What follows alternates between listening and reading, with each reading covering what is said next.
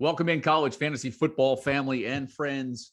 You're watching the CFFsite Week 14 podcast with me, your host, Joe DeSalvo, the voice of the CFFsite, and a little bit of a different show this week now that the college fantasy football season is over for most of you guys. I know that there are a few leagues here and there that roll into the postseason, but for the most part, leagues are done. I made a couple of announcements over the last few weeks about getting some bowl leagues together, bowl season leagues. I'm currently working on the bowl season fantasy guide right now. We'll be working on projections after this weekend's games as the bowl games get announced as well.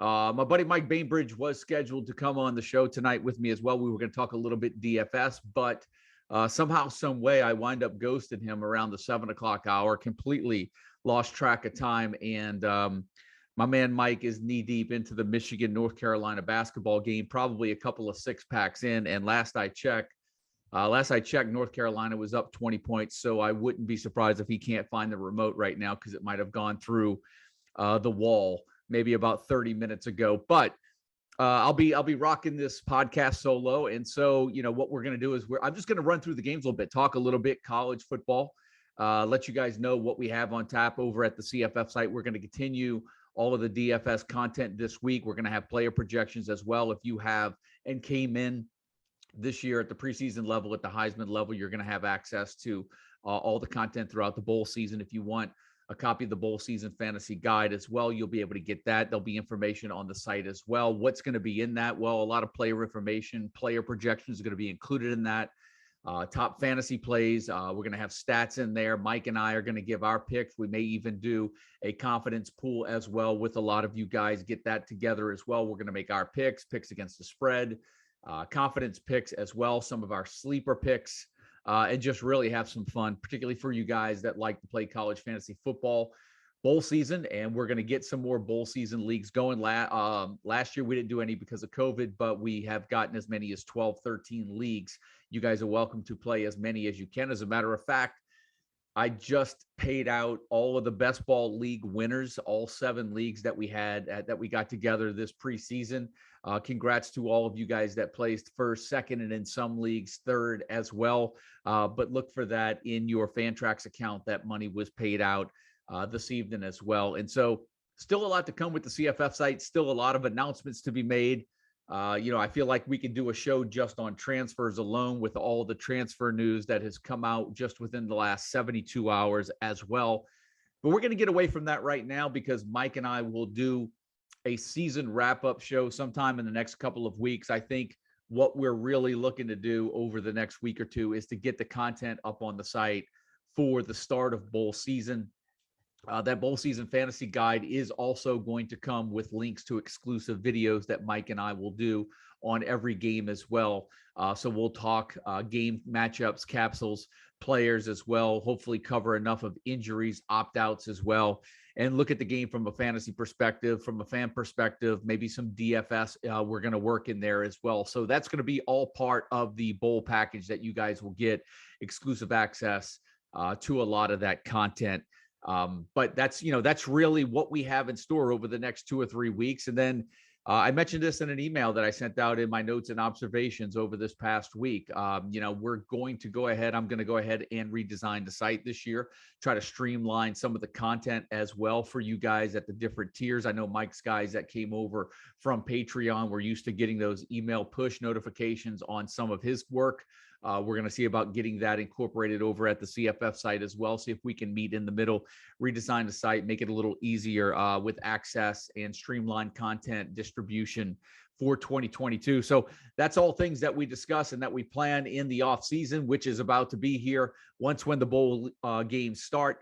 It'll be kind of time for us to sit back, relax, and really start, planning for the 2022 season. Seems like there's a lot of time off. I know a lot of you guys missed the season. And so, you get that big break between bowl season and when the games actually kick off in late August, early September. But for us over at the CFFsite, working on all of the preseason content, spring content as well, really, we only get about a 2-month break and, not a long break whatsoever. We try to keep this stuff going all year round, keeps us going, take a little bit of a break, recharge the batteries in January, February, and then we're right back to it. And so that's what we have coming up for us over the next 30, 60, and 90 days with the CFF site. But with that being said, let's go into the games this week. This is not going to be a real long podcast, but I do want to talk. I'm used to getting the shows out there for you guys on a Thursday morning. This will give you guys something to listen to, think about, for you guys that may gamble on some of the games, maybe play DFS as well. Maybe this will give you some sort of an angle as well, particularly when it comes to maybe stacking particular matchups or what games we want to stay away from. But I'm going to try to cover the group of 5 games first, or all of the games that won't impact or probably will not impact the college football playoffs. So we're going to start with Friday night, Western Kentucky at UTSA. And that's right, it's not a neutral game site, it's at UTSA. This is a rematch of a game that took place early in the year in which UTSA beat Western Kentucky. I know the line opened up at 1.5 favorites, Western Kentucky was. It's all the way up to 3. I'd imagine a lot of people are jumping on Western Kentucky right now. Curious to see what happens with UTSA. They lose the undefeated season last week. You wonder if they play a little carefree now and they just, let loose with nothing to lose other than going for a conference championship. They no longer have to really worry about that undefeated season. And for Western Kentucky, it's all about getting in there, winning a conference championship, and a bit of a revenge game for them as well. This is one of those games where I don't know what to expect. I thought the 2 bad matchups on Western Kentucky's schedule in the last few weeks was UTSA and was Marshall. Obviously, Grant Wells going down for Marshall definitely changed that game, the way that game was trending. But nonetheless, Western Kentucky, with Bailey Zappi and that offense, able to air it out. And you wonder if UTSA can really stop them in this rematch game. You wonder if UTSA can play out in front. Really, that's going to be the key for the Roadrunners in the first matchup. They were able to play out in front. If they can do that, they have the personnel to stay 1 score ahead of Western Kentucky. If they can get that running game going with Sincere McCormick, and Frank Harris can do his thing under center as well. In the end, it might be a little bit too much to keep up with Western Kentucky. They did it for 60 minutes, but can they do it for 120? And that's going to be the challenge. If there's one advantage, it is at home. It is at San Antonio. And so last I saw, maybe it looks like they were expecting maybe 30, 40,000 fans in for this matchup. And that would be a little bit of a home advantage for UTSA, but real tall task for them to double up on Western Kentucky in the same season. And so that'll be a real good watch to open up Friday night, the championship week. And then late Friday night, we get Oregon at Utah. This is another rematch. I think they played this game in Vegas. This is a rematch of a game in which Utah dominated just not that long ago, a couple of weeks ago. So you have to think that this one's going to be a little bit closer to the Utes, 2.5-point favorite. So, this game's probably going to be a lot closer than it was in the first matchup. I anticipate it being a lot closer. Anthony Brown coming off a solid performance last week, airing the ball out. Can they do that again against a Utah defense that, have been playing well down the stretch? And can they stop Tavion Thomas and that Utah running game? And that will be, I think it'll be easier for Utah to duplicate their performance over Oregon than it would be for UTSA to double up on Western Kentucky. But it is a conference championship game. Winner off to a New Year's Six bowl. Loser probably out. Utah is sitting at 9-3. To me, they're the better team. Struggled early on during the year, really found their groove halfway through the season. They've been a different team since then. But it's always tough to beat a team twice, particularly that close into the season. And Oregon does have some talent. But for me, the way that running game has been going for Utah, it's going to be hard for me to see Oregon all of a sudden be able to contain that ground game. Tavion Thomas, TJ Pledger, they obviously have things going right now. I'm actually going to go with Utah in that game to win the Pac-12 championship. Let's go into Saturday morning's games. We're going to go into the MAC championship game where Kent State plays at Northern Illinois. If I remember right, I think the MAC games used to be on Friday nights or even Thursday nights. I'm not sure, but that's a Saturday morning game. 8-4 Northern Illinois, 7-5 Kent State. A part of me likes the Golden Flashes in this one. I just haven't liked what I've seen out of Northern Illinois over the last few weeks. I think they've maybe coming into this matchup losing 2 of their last 4. That running game sure is strong, though. If they can get that ground game going, Obviously, they're probably without Tyrese Ritchie, so they're still kind of piecing together that passing game. I believe Cole Tucker was banged up and didn't play last week. So hopefully last week for Northern Illinois, they got healthy, get some players back for this conference championship game. But I'm going to go with Dustin Crum and the Golden Flashes in this one. I just think they have a little bit too much. I think they can go two-way with dual throwing and running as well. That Crum can do it in the air. They can do it on the ground. Marquez Cooper, they have multiple ways in which I think they can get at Northern Illinois. And so in the end, I like Kent State laying the 3.5 in that matchup. Let's go over to the Mountain West Conference, 2:00 matchup on Fox, where San Diego State plays Utah State in the conference championship, a contrast of styles. Utah State's going to open it up with Logan Bonner, and then San Diego State's obviously going to try to put the clamps down on them. I know that line was 5.5 earlier in the day. It looks like San Diego State up to a 6-point favorite. I'm not sure what that line opened at, but I do like the Aztecs in this one. I do think if San Diego State does have trouble scoring, I think Utah State can find a way to make a couple of plays in the air. Obviously, with receivers that they have, particularly Devin Tompkins, he's good for a big catch, at least one a game. I think it'll be tough to cover the 6. I do like San Diego State to win that game, but I think that line is really tough one, and I could see that going either way. If I had to lean on a side one way or the other, I would take the Aztecs as long as it's under a touchdown right now. Sunbelt Conference, Appalachian State playing Louisiana. This is a rematch of a game in which the Raging Cajuns took at home earlier in the year. I believe that game was the only game this year on the slate in which Chase Bryce, quarterback of Appalachian State, did not have a touchdown pass. So I don't think that happens again. I do think that they find a way to score points. It is a conference championship game. Appalachian State is the favorite in this one, only by a field goal. Obviously, things going on with Louisiana's head coach and Billy Napier. So you wonder what kind of cohesiveness they have there. Do they bring it together for the bowl game? Sometimes I have a little bit of a doubt. Sometimes I doubt taking. I don't like taking teams who lose their coach or whose coach is walking out the door. And I just have my concerns there. I actually like the Mountaineers in this matchup in a revenge game as well. And this was a game that Louisiana handled Appalachian State earlier in the year pretty well. They beat them pretty soundly. And I think this could be where the roles are reversed a little bit. I'm going to take Appalachian State in the conference championship game and lay that field goal against the 24th ranked Raging Cajuns this week. But I just think Appalachian State I think they'll have enough to pull it together for one game conference championship this week. ACC championship game, number 15 Pitt against 16 Wake Forest. The one thing I like about this game is that I think we're going to see a lot of offense. I think we're going to see each of these teams having trouble stopping one another. I have more confidence in Pitt's defense than I do Wake Forest, but I do think that we're going to have a lot of points scored in this game. I think I don't even know if I would want to play a side in this game. I think I favor the over 72.5, and I know that's a lot of points. Heck, that's what?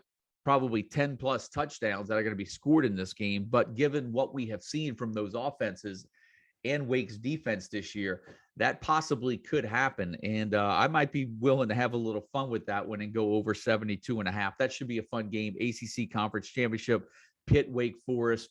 When was the last time we've seen a matchup like that in the ACC championship game?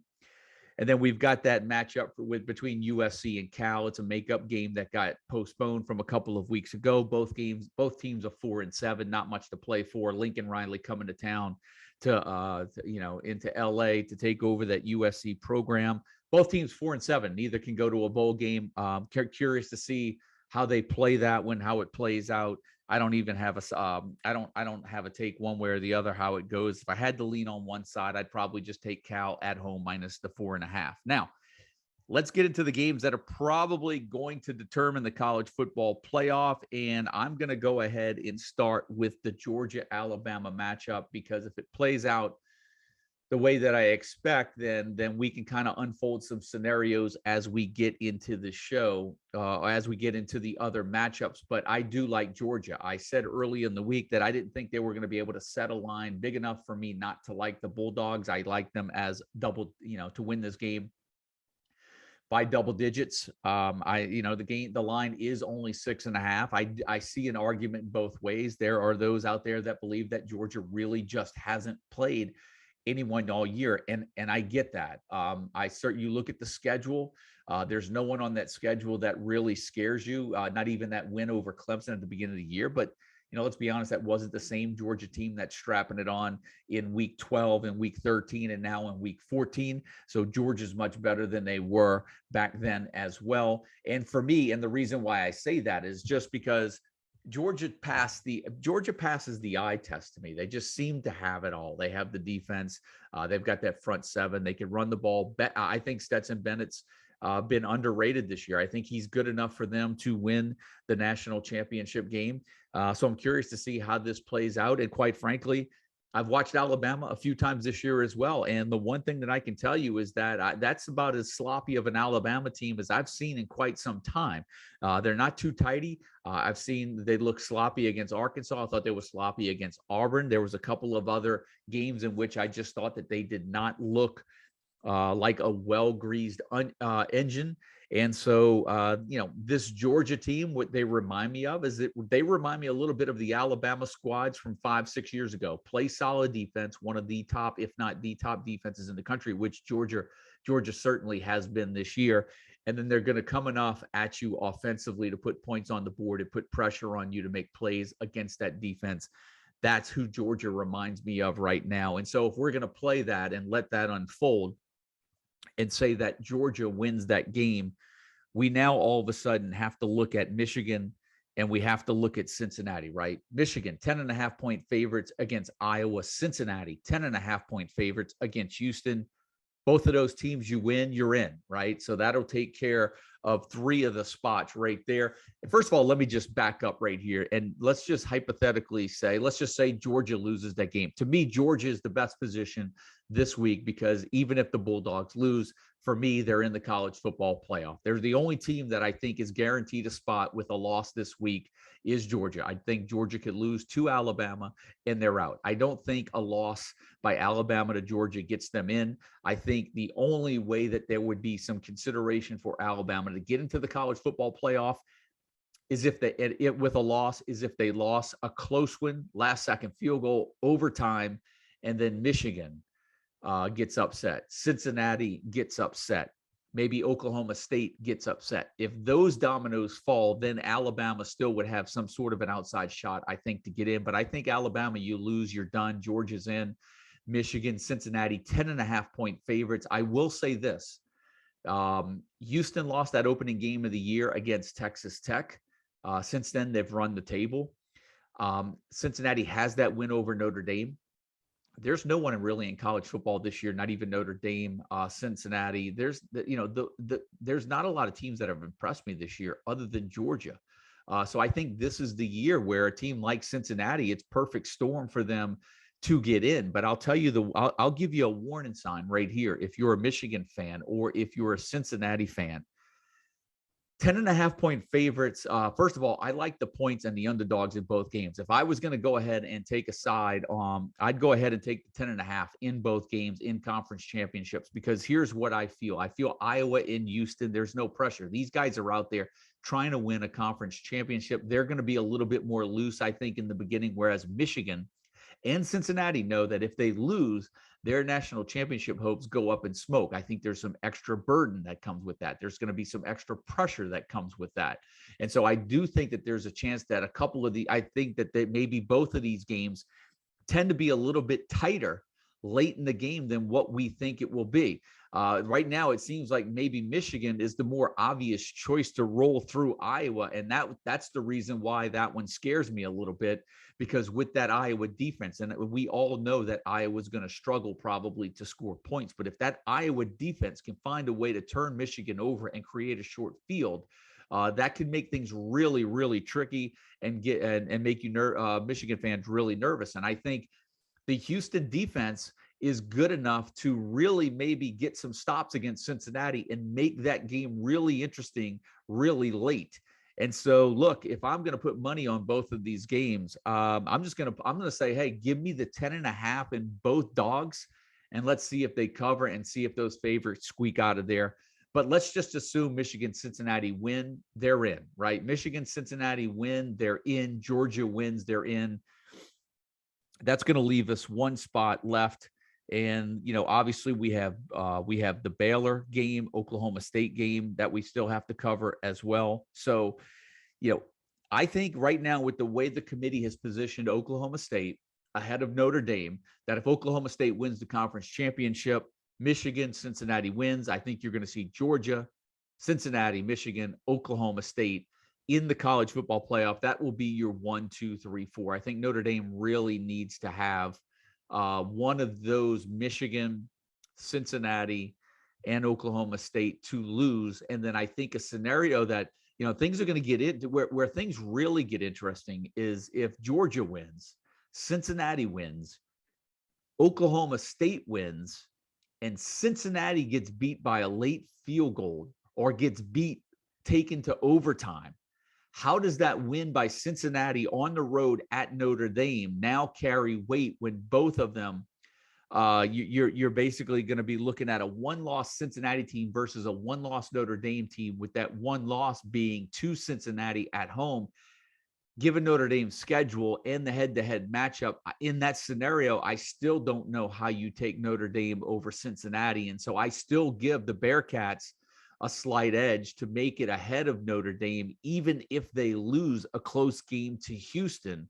So I think Notre Dame absolutely has to have at least one and probably two teams lose for them to back into the championship. But not a bad place to be if you're a Notre Dame fan. You're on the outside looking in, but the way that, and for as unpredictable as this college football season has gone, it's not a foregone conclusion that Michigan, Cincinnati, and Oklahoma State are going to run through their championship games, particularly Oklahoma State playing in that Baylor matchup. Oklahoma State beat them just a few weeks ago. When I look at that, I believe it was 10 points. They beat Baylor at home 24-14. But they're going to get them Baylor's going to get them at a neutral site. It's always tough to beat a team twice. And so I still think there's a lot of scenarios that are still going to unfold between now and when those college football rankings come out on Monday, particularly if two of those teams lose. That's where things are going to get interesting. But from the way that I'm looking at it right now, I do like Georgia. I do like Cincinnati. I do like Michigan. And I think Oklahoma State, has to be those have to be the four teams to get in. But boy, two of those three lose, and then all of a sudden it opens it up for Notre Dame. If Cincinnati's one that loses, but it's a close game, do they still get in over Notre Dame? If Michigan, let's play this one out.